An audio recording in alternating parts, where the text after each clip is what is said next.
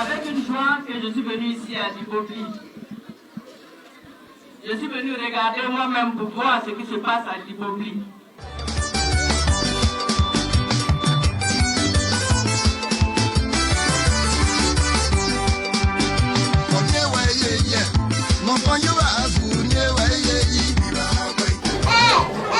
Il a bien lu?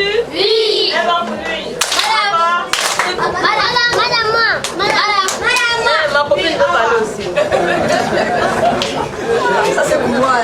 C'est pas pour toi, c'est pour moi. Je peux prendre à côté ici aussi. Est-ce qu'elle a bien lu? Oui. Elle a lu comment? Elle a lu quoi? Elle s'est arrêtée où? À côté des tableaux. En un mot pour elle. Madame, s'il te plaît. Je suis venu chercher à comprendre ce qui se passe à Dibobli. Si je reste dans mon bureau à Abidjan là-bas que je ne viens pas, comment je vais dire ce qui se passe à Dibobli? Comment on peut aider Dibobli si on reste là-bas? J'ai voulu m'arrêter pour voir les réalités de Dibobli en matière d'éducation. Vous ne m'avez pas dit, mais je sais qu'il y a 6 écoles ici. Malgré les 6 écoles, il y a encore des enfants qui ne vont pas à l'école. Et j'ai mal au cœur en tant que ministre de l'Éducation nationale. Vous avez vu que je suis allé regarder les classes passerelles. C'est la chance que le président Alassane Ouattara avait donnée à tous les enfants de Côte d'Ivoire pour qu'ils sachent lire et écrire.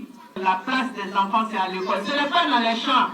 Vous savez que quand vous n'envoyez pas vos enfants, surtout dans les zones comme ici, là, les zones forestières, les étrangers sont là et nous regardent. Ils disent on n'envoie pas les enfants à l'école parce que les enfants sont dans les champs. Et la première dame, vous voulez qu'elle vienne chez vous ici. Mais pour qu'elle vienne ici, il faut que vous donniez le bon exemple. Il faut donner le bon exemple. La première dame lutte. Elle lutte contre ça. Le travail des enfants. Ne mettez pas les enfants dans vos chambres, mettez-les à l'école. Quand elle va avoir la preuve que les enfants vont à l'école, tous les enfants vont à l'école, ici, vous allez voir, elle va venir. On n'aura même pas besoin de lui demander. Parce que vous allez être un modèle.